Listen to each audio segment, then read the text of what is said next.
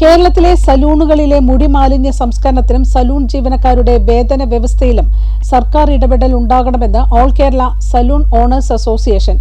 ഹരിതകർമ്മ സേനയെയോ അംഗീകൃത ഏജൻസികളെയോ മുടി മാലിന്യ ശേഖരണത്തിന് ചുമതലപ്പെടുത്തണമെന്ന് ഭാരവാഹികൾ പറഞ്ഞു.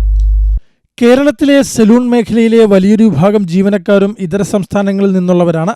വ്യവസായ മേഖലയിലെ സ്ഥിരതയും നീതിയും ഉറപ്പാക്കുന്നതിനായി വിവിധ തസ്തികകളിൽ ഏകീകൃതമായ വേതന പരിധികൾ സർക്കാർ നിശ്ചയിക്കണമെന്ന് all Kerala saloon owners association ഭാരവാഹികൾ ആവശ്യപ്പെട്ടു. സർക്കാർ അനുവാദം കൊടുത്തിരിക്കുന്ന 1-2 കമ്പനികളുണ്ട്.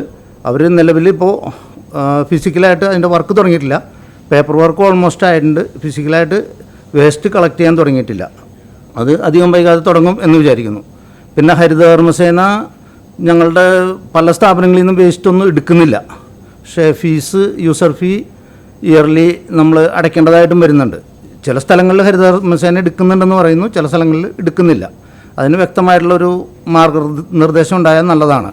സലൂൺ സ്ഥാപനങ്ങളുടെ നിലനിൽപ്പിനെയും മേഖലയുടെ ആരോഗ്യകരമായ വളർച്ചയെയും ബാധിക്കുന്ന അസാധാരണ വേതന വർധനവ് നിയന്ത്രിക്കുന്നതിനും വ്യവസായത്തിൽ ഏകീകൃത മാനദണ്ഡങ്ങൾ നടപ്പാക്കുന്നതിനുമായി തൊഴിൽ വകുപ്പും സംസ്ഥാന സർക്കാരും ആവശ്യമായ നടപടികൾ സ്വീകരിക്കണമെന്നും അസോസിയേഷൻ ഭാരവാഹികൾ ആവശ്യപ്പെട്ടു. കേരളത്തിലെ സലൂൺ വ്യവസായം ആയിരക്കണക്കിന് ആളുകൾക്ക് തൊഴിൽ നൽകുകയും സംസ്ഥാന സമ്പദ് വ്യവസ്ഥയിൽ പ്രധാന പങ്ക് വഹിക്കുകയും ചെയ്യുന്നുണ്ട്.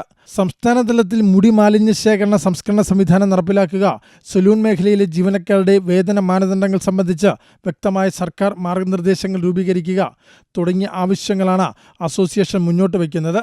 നിലവിൽ ഹരിതകർമ്മസേന സലൂണുകളിൽ നിന്നും പ്രതിമാസം പ്ലാസ്റ്റിക് ഉൾപ്പെടെയുള്ള മറ്റ് വേർതിരിച്ച മാലിന്യങ്ങൾ മാത്രമാണ് ശേഖരിക്കുന്നത്. എന്നാൽ സലൂണുകളിൽ ഉള്ള മുടിമാലിന്യം ശേഖരിക്കുന്നതിനോ സംസ്കരിക്കുന്നതിനോ സർക്കാർ അംഗീകൃത സംവിധാനം നിലവിലില്ല. ഇതുമൂലം കേരളത്തിലെ ആയിരക്കണക്കിന് സലൂണുകൾ നിയമാനുസൃതവും പരിസ്ഥിതി സൗഹൃദപരവുമായ മുടിമാലിന്യ സംസ്കരണ സംവിധാനമില്ലാതെ ബുദ്ധിമുട്ടുകയാണെന്നും ഭാരവാഹികൾ പറഞ്ഞു. വാർത്താസമ്മേളനത്തിൽ ബൈജു, എ. ശ്രീരാഗ്, ഡിനിൽകുമാർ, ബിജി സിൽസൺ എന്നിവർ പങ്കെടുത്തു. SCV news, Kochi.